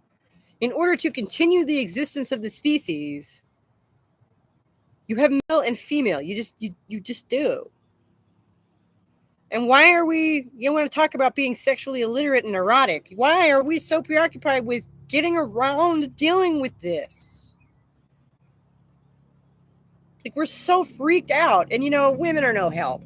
I think we're at least as freaked out as men are, okay, by the idea of womanhood. And, like, we don't know what that is. And, like, if it all comes back to reproduction, like, that means motherhood for us. And, like, what does that mean? What is that? Like, we don't want to talk about these things. We don't. We're terrified. And I understand why. Having been chained to it for millennia, finally getting a little bit of fresh air, yeah, absolutely. Put that shit away. It makes perfect sense we would want to do that, but we can't really. It's like going on a diet and just deciding you're not going to eat anymore. It doesn't work that way. You can't just quit food. Sex evolved 2 billion years ago. 2 billion hers ago. Ah, I love it. What a great typo. And with the development of two sexual gametes, no third gamete has ever been found in nature. Right, that's what I'm saying. And this is the hard material line. Like, sometimes I just kick back and, let it do its thing, because it will. Okay? And I hate to sound like a granny right now, but in my 20s, when I was younger, I didn't want to believe that some of these hard lines were as hard as they are. All right? But, like, the sweetest man in the world cannot gestate your child for you. Okay? There's, certain divisions of labor that if you want to, God forbid, indulge in child rearing, like every other generation to ever exist, there's just certain ways it's gonna have to play out. It's just, you as a woman are gonna be laid up for a bit. There's just no way around that.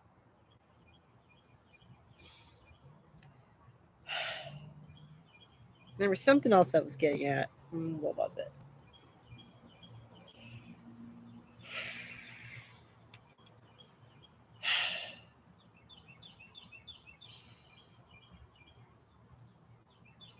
No, and we've like divorced sex from reproduction. So like we have the ability to talk about sex and sexual relations and like the fun bit without actually having to consider the ramifications in the discussion, which I think that's probably weird, right?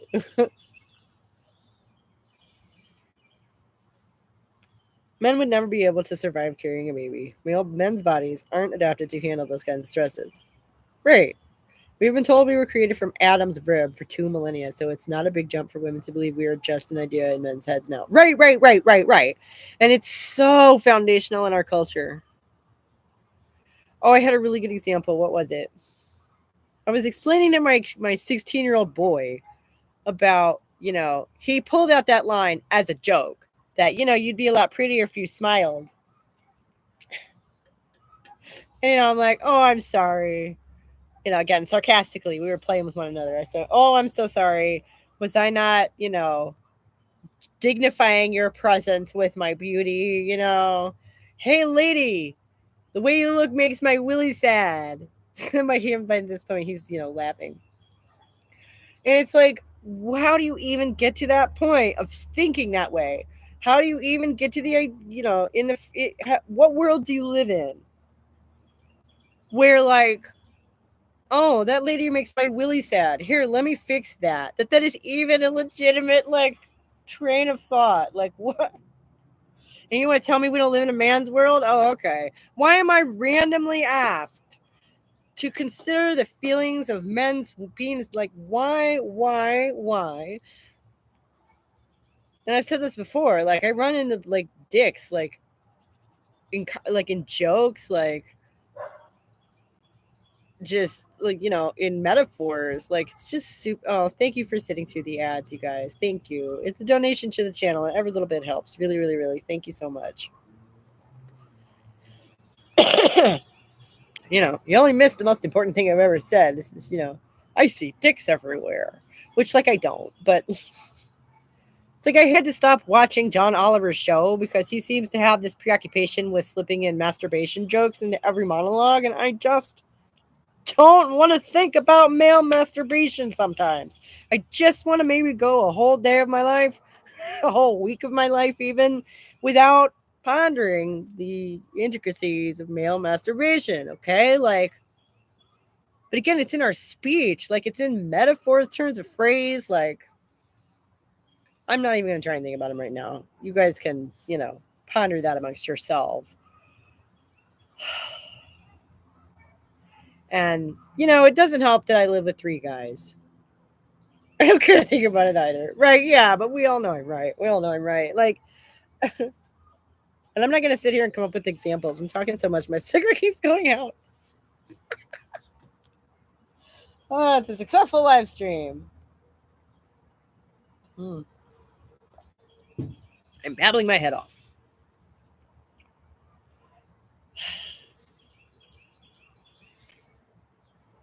But so, like, men don't want to carry babies. They don't. Not really. A lot of women don't even really want to carry babies, okay? That shit is scary and hard. Just drink the ooze. It's coffee. But, if you want to be a parent, if you want to have a family, which, like, all of these words are tainted, right? All of these words are so loaded with cultural baggage.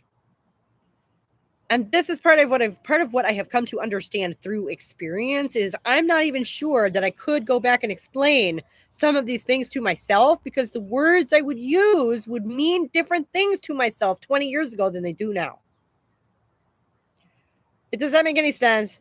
John Oliver is living proof that many Americans think anyone is smart with a British accent. And I feel like he himself jokes about that a lot because it's so true. He has middle-aged white guy syndrome. That's what I call it. Yeah. Anybody who sounds like that, and he doesn't even have a classy British accent. Like, that's the thing. He's no Ian McKellen. He's no Patrick Stewart. He's no goddamn Christopher Lee. He doesn't even have that bravado. He sounds like a twerp. A British one. But I don't know. Did I watch too much British TV as a kid that I can see that? I don't know.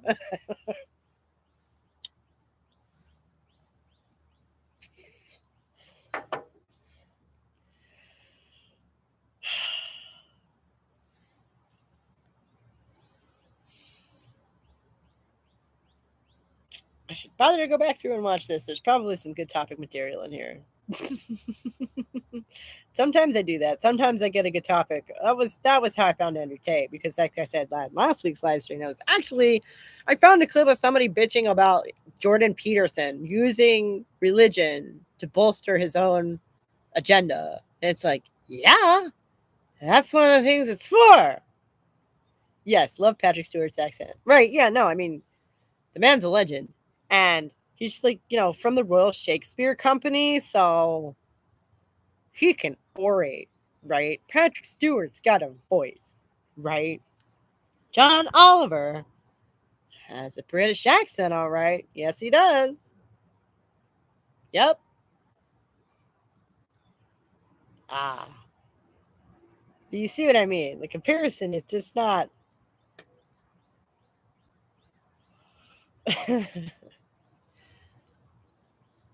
Obviously, John Oliver is not Shakespearean trained, but part of it is snobbery.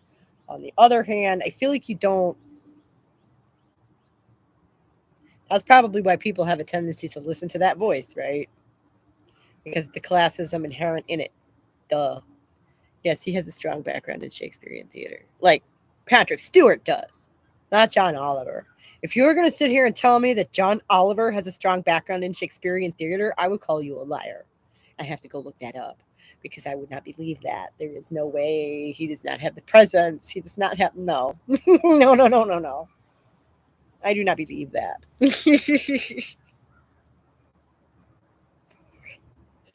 Yeah, Patrick Stewart does. Yeah.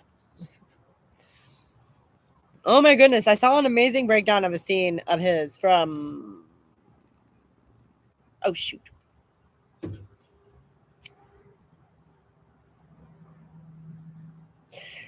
I don't remember. Might have been Antony and Cleopatra. I don't remember. It was a play I wasn't familiar with. And they were like Greek or something. But anyway, the breakdown of the scene was really brilliant. And, he had hair. So it took me a moment to recognize him. Ian McKellen has that lovely voice too. Right, right, right. And part of it is, having the luxury of the classical training, obviously. And that's part of why people put stock in a voice like that, is the inherent classism there.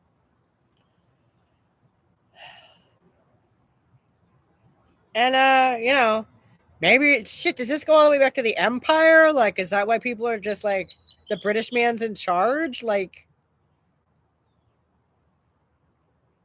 you guys, what the fuck? You want to talk about being on a cultural loop? It's what the fuck?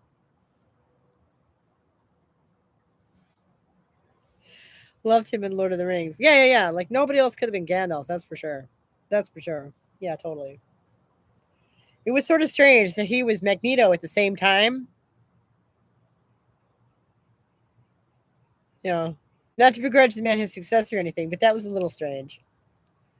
My husband has a game he likes to play where, all the characters that were played by one actor are actually somehow the same person. So let me tell you, that one put him through a loop. I don't remember how he squared that circle, but he did somehow. It was funny.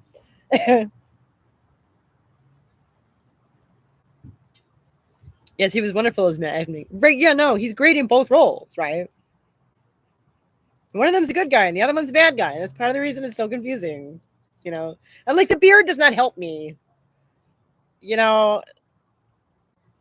shall not pass. Yelling that at Dylan in Ian McKellen's a pun. A pun. I love it. I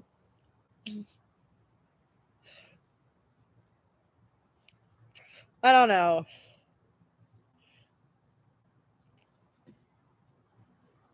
He doesn't pass, like that. That was why I think, like I say, his music video, Dylan Mulvaney's music video, I think just shorted out a little part of my brain. Because I'm just sitting there watching it. Like, this is so bizarre. This is so bizarre. It's like if I were sitting here dancing around and chanting, the sky is green, the sky is green, the sky is green, look at the green sky, look at it. It's like, what the...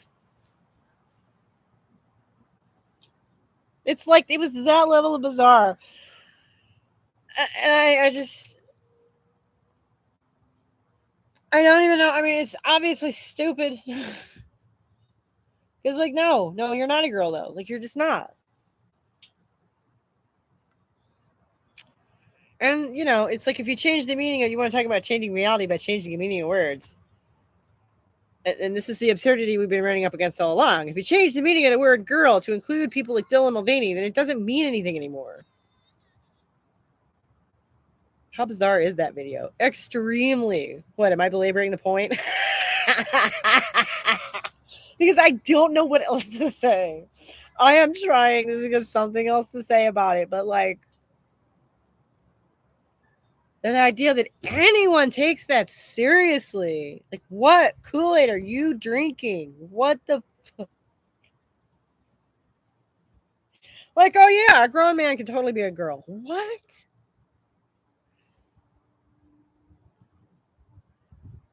You know, and I this is a song I hear a lot. I am not a conservative person. I am not a Christian person. I'm not this person. You know, but this is just so ridiculous. God help us if Dylan Mulvaney ever gets a hold of the reality stone from the MCU movies. Well, fortunately for us, Scott, that's fiction. So,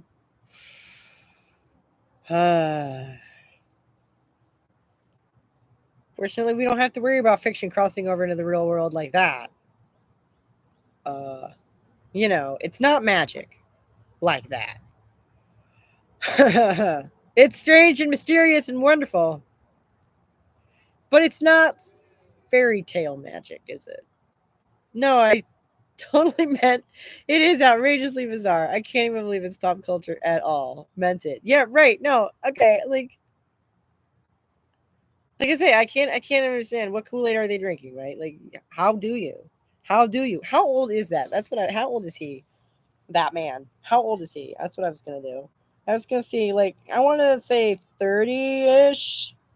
How old is Dylan Mulvaney?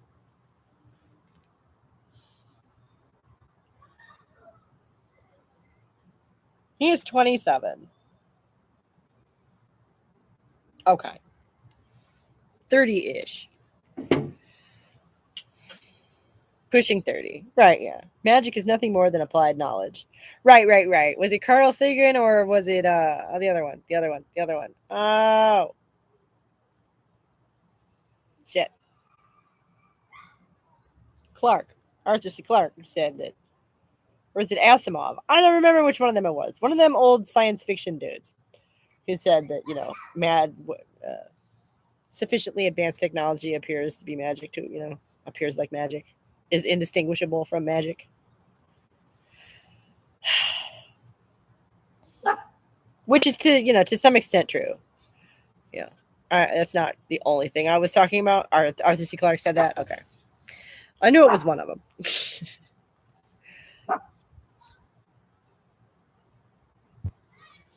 But so, yeah, we have 27 is a grown man. He is a grown man dancing around, singing about how it's the days of girlhood, which he cannot know anything about firsthand. Like, there is no, it's fiction. It's fiction. Okay. And yeah, the idea that anyone looks at that and takes it seriously, I just can't fathom. Okay. And why isn't anybody talking about the fact that WPATH took out their age restrictions a year ago? Why isn't anybody talking about that? Like, I'm just going to throw that out to you. Like, ooh, the WPATH files. Ooh, Gen Spec just controlled opposition. Ooh, okay. Meanwhile, they have set the stage for kindergartners. Okay. For the Jazz Jennings treatment for everybody. Okay. WPATH also took out their section on ethics. There's a shocker. They're not even trying to, justify this shit anymore. Why would they? Some people have been talking about it. Who's been talking about it? I legitimately want to know. Because all I could find was interested parties covering it a year ago when it happened. That was all I found.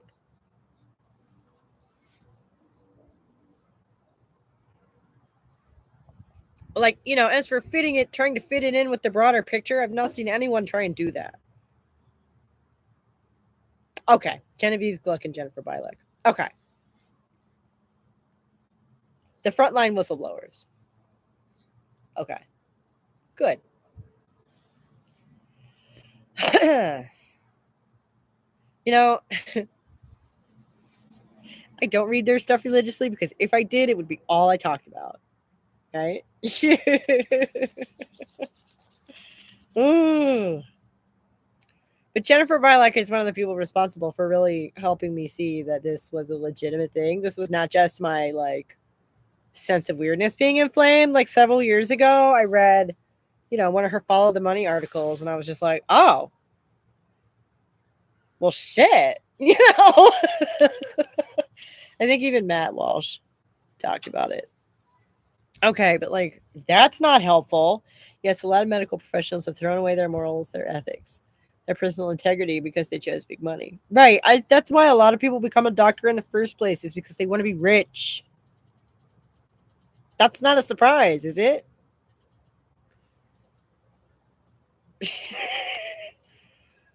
That's been a stereotype for a long time.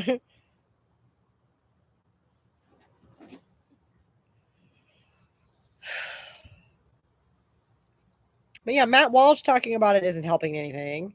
Matt Walsh isn't helping us. That's not helpful. I'm glad that Genevieve Gluck and Jennifer Bilek are out there doing their thing. That's great. That's good. I meant more, in the popular sphere, though. You know what I mean? Like, why in the fuck isn't this a topic of conversation alongside all the rest of this stuff?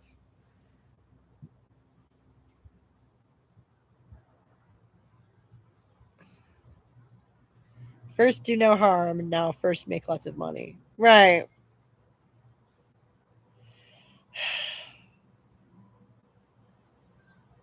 The state of modern medicine is sad, tragic.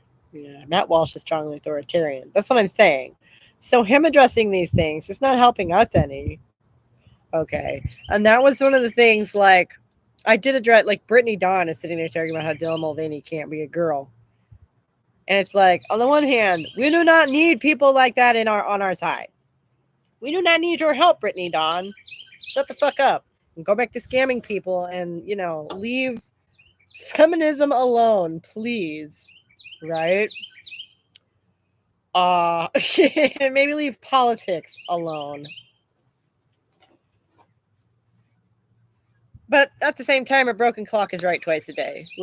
No one's wrong about everything. And Brittany Dawn was just using Dylan Mulvaney as the clout generator, as the content generator that he is. Dylan Mulvaney is like a walking content generator. And I think he's loving every minute of it because he's a sick puppy. Yes, our clusterfuck healthcare system. And we want to entrust our children to the gender affirming treat for gender. Right, yeah. That makes sense. No, the number of signs that this is all some strange cultural trend. There are many of them. That would be one of them. That it does not make any sense. And like I say, the direct comparison to homosexuality does not make sense because being gay requires no medical treatment whatsoever.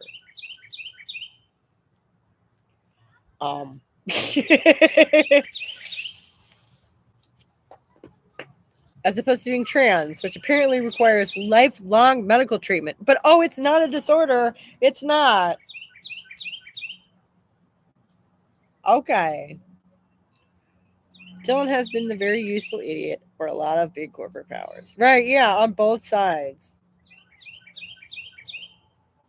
And I've seen a couple people want to come out and talk about him and get kind of like shadow banned, you know, like he's okay. This is where I am going to just straight up get conspiratorial because there appears to be some sort of a list somewhere of names that if you come straight out swinging hard at this person, you will be shadow banned. Whatever you do from that period for a while afterwards will just be not promoted anywhere. Will just be thrown down a black hole. You know, and that guy who took on that ContraPoints video, that professor who like logics somebody through why J.K. Rowling isn't a TERF. You remember that guy, the little skinny guy with the brown hair. He experienced that when all he did, he critiqued a ContraPoints video. And like, it wasn't even about the trans stuff. It was just how ContraPoints was being not, you know, irrational and not logical. And he said that video, after that video, like his metrics suffered and like stuff got weird and like bots came and like did weird stuff to his metrics. And I'm just like, yeah. How weird is it that I'm not really surprised by that? Dylan, I know he has some misogynistic takes, but I ignore him on everything else but trans. Wait, who are we talking about? Oh, Matt Walsh. Yeah. You know, part of my thing with Matt Walsh is he's like cute. He reminds me of a guy I would have had a crush on in college, you know, like that, like, he looks like a goddamn hipster from like 2006. I don't know. And it messes with my head. And then he'll say something awful and I'll be like, oh yeah, right. You're an asshole. Fucking hell. You know, like, it's terrible. I can't stand how Matt Walsh's voice sounds. See, and I just don't have that problem at all. It's dreadful. I actually find him quite cute too. Right. He's like a kind of an attractive fellow, which like all the more reason to avoid him, you know? He's strongly misogynist. He's a horrendous role model for boys and young men. Like, yeah, we didn't pay for it, but we watched his What is a Woman movie because, you know, trying to follow,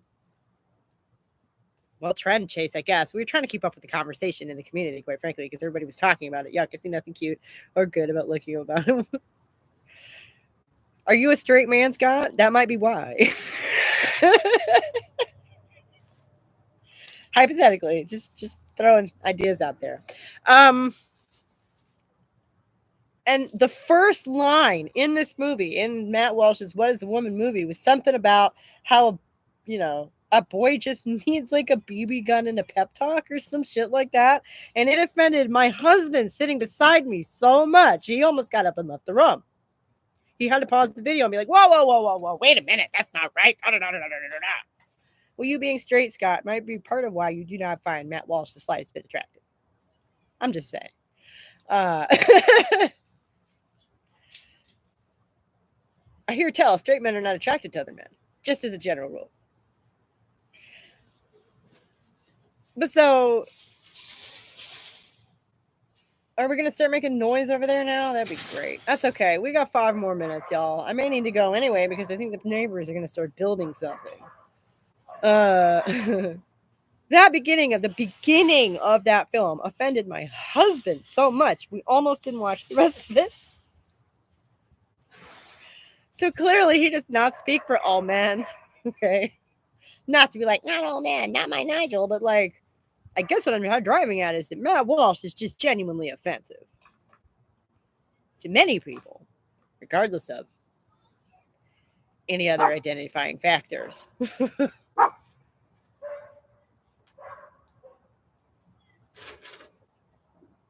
And so him talking about anything, him agreeing with us out loud on anything is, you know, along the lines of Tucker Carlson agreeing with us out loud about anything. It's like, you know what? We don't need your help. We don't need that kind of help. That kind of a friend we don't need. You know, with friends like these, right? Oh my God. I just shut up, sit down, shut up, go away. You know, and I don't even feel bad saying that because Tucker Carlson and Matt Walsh are both men anyway. There are lots of men who I think are good looking in a non-gay way, but Matt Walsh is not one of them. Ian McKellen, yes. Patrick Stewart, yes. Those are both older fellows. Does that have anything to do with it? I mean, I'm just asking.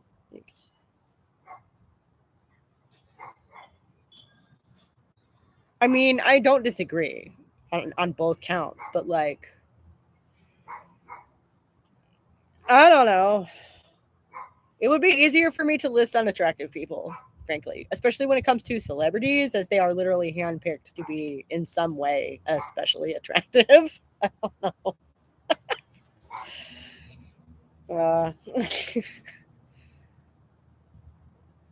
like, Adam Sandler is someone who strikes me as like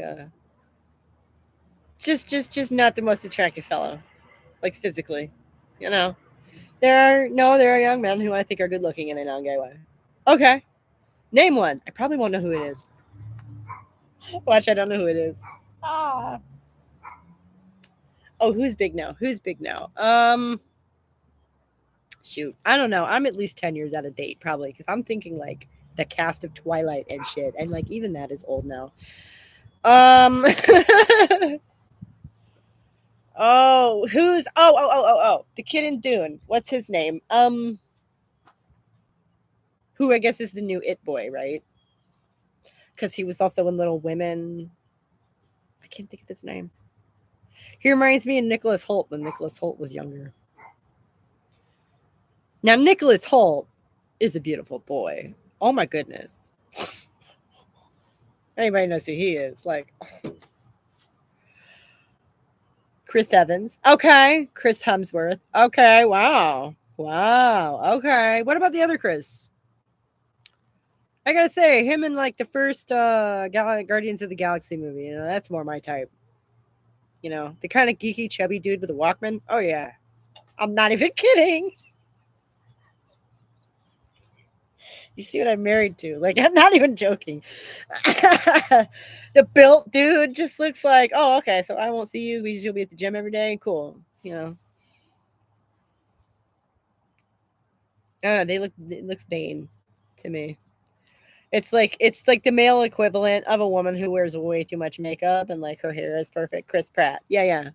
He's, let's see. Or going that direction, like from Parks and Rec, what's his name? The skinny little dark-haired dude who Leslie Knope ends up with. Who reminds me a lot of David Tennant. What about that type?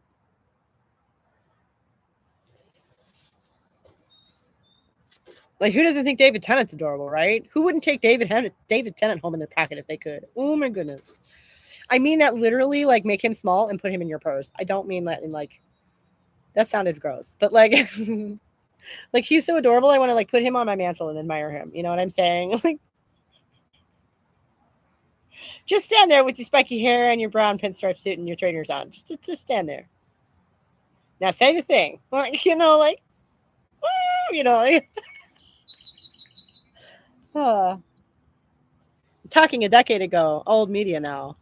Like, that's the funny thing about being 40. The last decade kind of flew by, okay? And I don't know if it's being 40 or the kids or both, some combination. Wow, it's 11 a.m. here. Lunch in less than an hour. Right on. Oh, shoot, that's 2 o'clock. I guess that means I have to cut this cat chat set. This, what do you call that?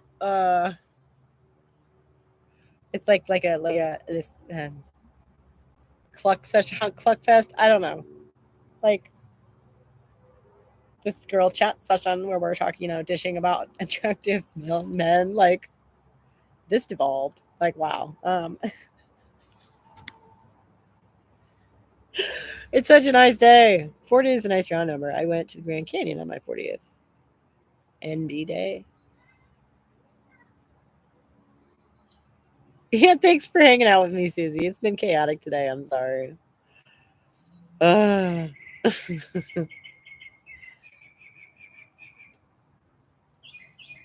you mean your 40th birthday? That's pretty cool. We went to the Sky Bridge in Gatlinburg for my 40th birthday. So I was also gazing down at things. That's funny. I was back in 1999. Right, yeah. You're about my mom's age. Rock and roll.